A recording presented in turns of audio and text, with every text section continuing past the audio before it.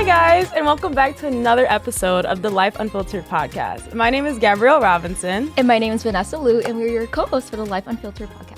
Today we have two very special guests, Adeel, Rana, and Bridget, Mize. We're so thrilled to have you guys. Thank you guys so much for having us. Yes, thank you. Thank you for being on. And in today's episode, we're going to be going through their journey as seniors in high school, and they're going to be talking about their experiences with friendship, self-growth, and self-discovery. So we are so excited to hear your experiences, and let's have you guys introduce yourself. Yeah. Do you want me to go first? So my name is Adeel Rana. I am currently a senior at Troy Athens High School. Some extracurriculars that I am involved in currently. I am vice president of Impact, which is a club that spreads awareness on certain topics. I am the VP of South Asian Student Association, and I am also part of HOSA, which I do with Vanessa, which Yep. I'm sure some of you guys may know me from. And I am also a board member on Athens Fashion Club. Amazing. I'm Bridget Mize. I'm a senior at Troy Athens, and right now I'm a part of track. I'm in Circle of Friends, which is a club that's great for meeting new people and just being kind to everyone. And then I'm also a part of the NHS Art Society, so there we do community projects through art, and I really enjoy it. It's a great experience. That's amazing. So what does self-growth mean to you at this point in your life, and how has your perspective on personal development evolved over the years? For me, self-growth, I feel like it's definitely evolved of where I feel like it's about fulfillment and finding peace and happiness in what I do, and I feel like if I'm not feeling fulfilled, then I'm doing something wrong. And I feel like that's kind of what the years have taught me, that it's not about, I guess, on paper achievements, but how I feel with myself.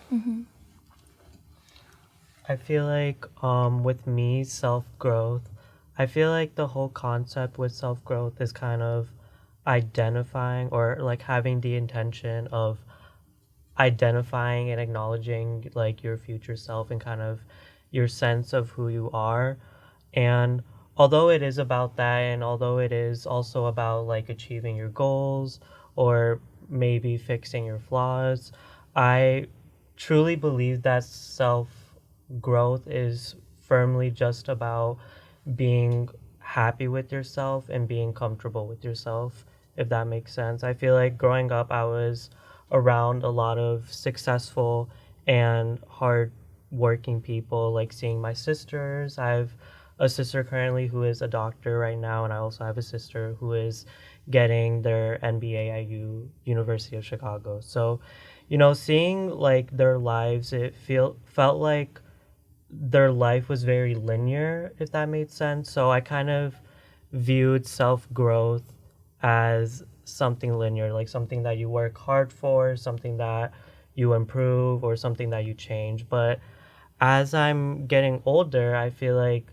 self-growth is far more complex than that. And there are so many layers to it. It's about vulnerability, it's about being honest, and honestly, it's about just being happy. And I would say that is a very big thing. Yeah, I agree 100% with what you said about growth not being linear. And there's obviously going to be setbacks in your life where you're not going to completely, continue progressing higher and higher. And that's also a part of growth, just feeling these setbacks, these challenges, and overcoming them. And that's what helps you grow as a person. Right. So can you share an experience where you felt like you truly discovered something new about yourself?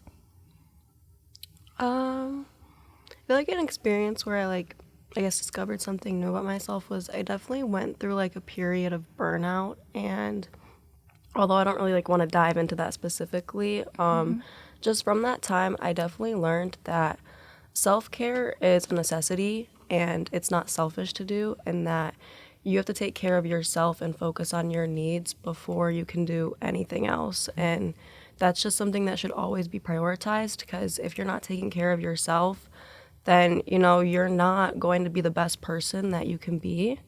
So I feel like it's just, I've learned to always, take time for myself and not feel guilty about it. I feel like one thing that I learned truly about myself, especially this year, is although I love engaging and having conversations with other people, I feel like this year, something that is also perceived as self growth to me personally is I really love being alone, if that makes sense. Like I love talking to other people and I love it so much. I love hanging out with others, but I really love, going to shopping by myself. I love going to the gym by myself. I even love going to eat by myself, like really any activity. And like, I feel like whenever I used to hang out with other people, especially like last year, my junior and sophomore year, when I was going through a lot mentally, um, I kind of viewed hanging out with people as kind of as a coping mechanism, if that makes sense, like as a way like to hide to truly like hide your thoughts or to like distract you from something. Right. And now the fact that I'm feel so peaceful with being alone and I feel finally comfortable with my own thoughts, I feel like just shows self-growth to me. Yeah, Yeah. 100%. And I feel like that's very relatable as well. Like, if anyone that knows me knows I'm not the type of person to like hang out with people. Like, I don't really like that. And it's for that reason. And then also because if you're not comfortable with yourself, then like it's hard to be in a group of people because after so long, like when people say like their social battery runs low, it's not necessarily that, but it's also because like if you're trying to hang out with people because you're trying to avoid what you're going through, after so long, you're going to realize like, hey, I'm avoiding something and I don't want to be here anymore. Yeah, and I would say Right. that also does contribute to like what you said, burnout and being burnt out to like, your social battery just runs low and it can like kind of just reach you in a really mentally tiring stage where like I don't really know how to explain it, but something like that, yeah. Yeah, I can relate to that with you too, because I remember during my earlier years of high school, I would always be out. I would be always with friends. And that's like not a bad thing. That's Right, amazing yeah. being with friends, socializing. But at the same time, I wouldn't make time for myself. And I feel like a part of growing up is also being okay with spending time with yourself, having those self-care days. And I think that's so important. And I really liked what you said about that. Yeah. Yeah. So, how has your idea of success changed since you started high school, and how does that align with your personal growth journey? So at the start of high school, I feel like success to me, I guess was more so like those on paper achievements and like, kind of like everyone was looking to me like, for the perfect grades, like to be impressive to people. And success was definitely about like other people's perception of me and not about my own perception of myself. So I feel like I've definitely grown to like learn that success to me is feeling good about who I am and what I do, being proud of the person I am and how I treat other people. And, because I find happiness in that, that's like the most successful that I can be in life. And, although like I do strive to like do the best at everything I do, I also acknowledge that like it's okay to not be impressive to other people. I'm not here to satisfy other people's expectations of me. I'm Right. here to fulfill my own and to be comfortable with myself. Yeah, Oh, that's so cute. I that love was amazing. yeah. That kind of reminded me of something we learned in AP Psych about intrinsic and extrinsic motivation. Do you remember that? Yeah. Where like intrinsic is when you do things for yourself to truly fulfill your passions and who you are, and extrinsic is when you do things to obviously get the validation of other people. So Yeah. 100% I agree with everything you said on that. What I wanted to also talk about with that is kind of how success and like people's definitions of it kind of varies within different cultures, which I kind of see. I feel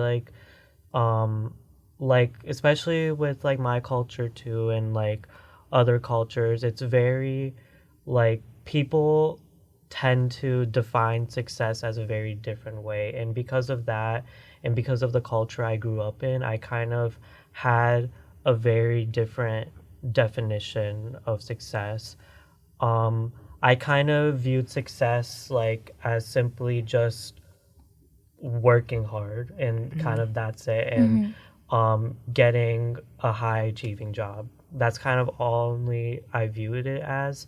And I feel like people like who tend to chase success, and I feel like this goes towards people who are especially very like hardworking and smart. I'm not bashing those people or anything like that, but I feel like this mainly applies to them. They tend to compare themselves a lot, and it really can cause them to burn out. And like I feel like they spend their whole lives in a way trying to impress other people, and that goes back to like what she said, like just I feel like the main thing you can do to really reach success is to not impress other people but to impress yourself. Yeah, you guys both spoke about burnout. So can you dive more into that topic with the 4 years you've been in high school, how you've dealt with burnout, and also advice you have for other people? So to deal with burnout, like I'm honestly still in the learning process of that and figuring out, the best way to deal with it for myself. But I feel like one thing that I like doing and that's worked for me is like planning and making a schedule, having time management, and like that definitely makes it a little bit less overwhelming to just be able to like envision, okay, I'm going to do this for this long and then I can go and do this. And then, in that schedule, I always make time to like relax or like do something for myself, do something I enjoy doing rather than like, just stuff that I like have to do for school or like, go out socially, like, because, if I don't have that time, I'm going to burn out. And I feel like, in order for me to feel the best that I can, I need that time. And I think that's like a necessity and something that everyone should make time for in their schedule. Yeah. I think with me, how I personally dealt with like stress and burnout and how I coped with it. The first thing that I can think of is definitely music. I love music a lot, and I feel like it's definitely gotten me through my toughest times, like when I was extremely stressed or when I was struggling mentally. I feel like it's always been there for me. I feel like it allows you to kind of, in a way, reach a different dimension, if that makes sense. Yeah. Like, it's just like you relate to the lyrics so much, and I think it's just such a personal thing. I've always listened to music since I was very young. Another thing that I can also think about is something I've recently been doing is also journaling, which I really love. I love just writing down my feelings and like writing down how I'm feeling currently, and I think it's such a good way to kind of be vocal with yourself and to be honest with how you're feeling. So yeah.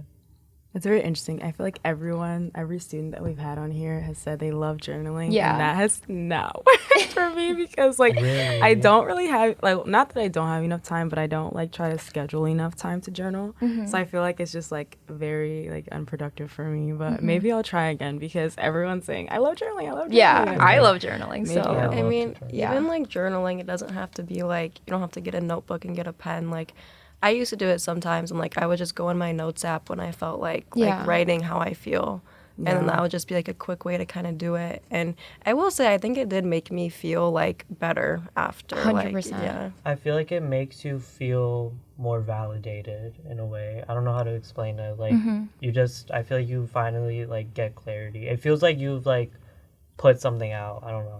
I also feel that when you write down your feelings or when something, happens to you that's really uncomfortable and you write it down, you see it as something smaller because in your brain you blow it out to be such a big thing, but when you see it on paper you're like, wow, it really wasn't that big of a deal. So I feel like that's why I do like journaling too, because you get to see the entire perspective of it and get like things off your chest. So yeah, and that's like interesting you said that doesn't work for you, but that kind of shows how different things work for different people. Right. And that's kind of your job, your journey as a person to figure out what works for you. And yeah. Yeah, and I feel like also as high schoolers, we're like really overscheduled with like a lot of the things that we're involved in. Like I think almost everyone has had a lot of events or clubs that they're a part of. And I love that, like make a change. But it's easy for us to all feel like stressed or burned out. So like the fact that everyone is saying like find time for yourself, I love that all the seniors are saying that. So like younger people don't go through the same thing and they know like they're valuable. They can do a whole bunch of stuff, but also like do things that they love. Yeah. So And I feel like it's so important for them to know, like, you do not have to do everything. You don't have to be involved in everything that your friends are in. You should not try and over your schedule yourself like that. And I feel like especially like when you are like an underclassman, because I feel like that already is like a stressful time socially. And, you know, I just don't want like people to like feel pressure to do that, because you should really only do the things that you're genuinely interested in and that you want to do. And like for me, I didn't really find that stuff until later in high school. And so at the beginning of high school, I wasn't like really a part of that many clubs, or the ones I were, I just was like kind of about it. And, you know, I wasn't fully like committed to it. So I feel like it's okay to understand that like your process and like your self growth and finding out what you like and what you want to do, like it takes time. And you don't need to compare that journey to anyone else's and what someone else is doing. yeah. 100%. Beautiful. So on the path of like evolution and self-growth, how have your friends evolved throughout high school, and were there any significant turning points where you noticed personal growth in how you interact with others? So I feel like with me, with like the friendships that I've been in the past, and even like right now, I've kind of, you know, always been a very big yes person. Like I've always been a very big people pleaser. So something I've been working on now that I'm getting older, as like new friendships are approaching, and like I'm meeting new people now, like especially now that we're going to be going to college.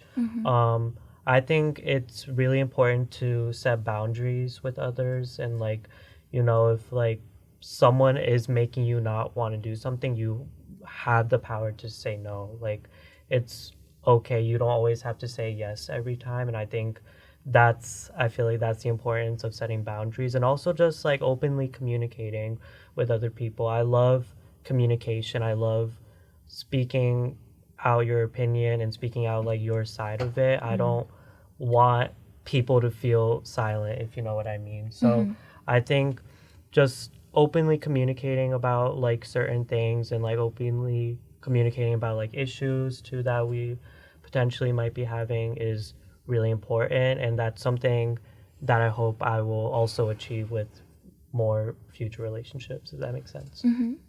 Yeah, I totally agree with that. And I feel like I've had sort of a similar experience in the sense that, you know, I've had some friendships that like, you know, didn't work out, but, you know, even from those friendships, like you learn so much about, you know, setting boundaries and communication and what a healthy friendship looks like and what it doesn't look like.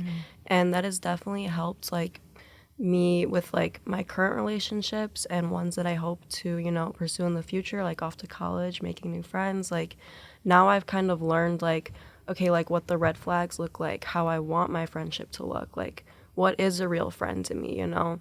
Because like I've learned that to me, like a real friend is, you know, someone who's consistent and who's supportive, and, you know, two people who have like mutual respect for each other. So, you know, I kind of just take all the stuff I learned and try and put that into my other friendships. Yeah. Also, like for me as well, I feel like I went through a lot of friendships and all that. And I don't know, like something that I didn't know was like how to communicate with people effectively. And like whenever there would be a sense of like conflict or like something that was happening that I didn't appreciate, I never stood up for myself in the sense like, hey, like you're hurting me. I would just like let it pass and not tell a person. And I feel like for younger people, like if something's bothering you, like please stand up and say something, because if they're your friend, like they'll change and they'll like, you know, value your opinions. And I feel like knowing that and learning that is like very critical to becoming a new person. And I feel like if they don't really value that or see your side of it, they're not a true friend, in my Yeah. opinion. Yeah. And I always think that that's worth like communicating to someone about, because when you don't, and like I feel like I've experienced this firsthand, you kind of just bottle up all of those like minor things that happened or things that made you feel some sort of way, and then Right. you have so much resentment for the person that it's like the friendship like it can't continue because Right. you didn't communicate about it in the first place. Right. And then it's also unfair to the other person because then they don't know like all the things that happen. And then like the last minute is just like, oh, we're not friends anymore. And it's like, so yeah. Yeah. So as seniors preparing to leave high school, how are you approaching the next phases of your life? And what are you most excited about when you think of the future? I'm thinking of the future, so I'm going into college with like an open mind and kind of I'm trying to have a positive mindset about it, and I'm very excited, you know, to just have new experiences, to kind of I guess see how my self-growth journey progresses in college, and you know what my life is going to look like, what my friendships are going to look like, you know, is it going to be different, is it going to be very similar? So I feel like I just am excited to get a new experience overall. Do you want to share what school you're going to and what you're going to study? I'm going to MSU and I'm going to study law at the James Madison College. So, Ooh. yes. Yay. Looking for a roommate. With me, as I'm preparing to leave high school, I'm also going in with an open mind.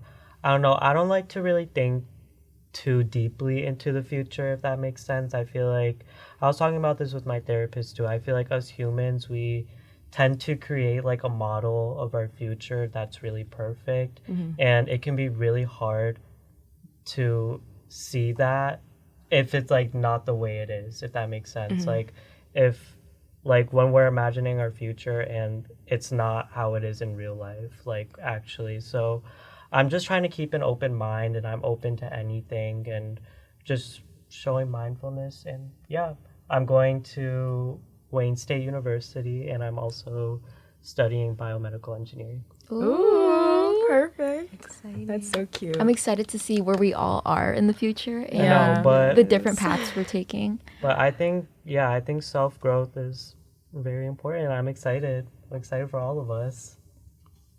Has there been any specific books or classes or life lessons in high school that had a significant impact on your self-discovery?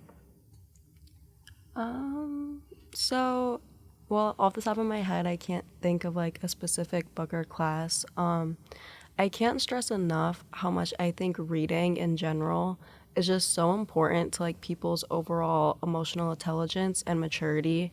And I feel like from reading, like when you actually do find books that you enjoy and can like, I guess, connect to in some ways, it can just like further your understanding of people and emotions, like, and why people do the things they do. And I feel like it definitely helps like someone foster like empathy, and, you know, in a way, like you kind of learn to understand yourself better. So I feel like everyone should read. I love reading. Do you have a book you like that you want to share?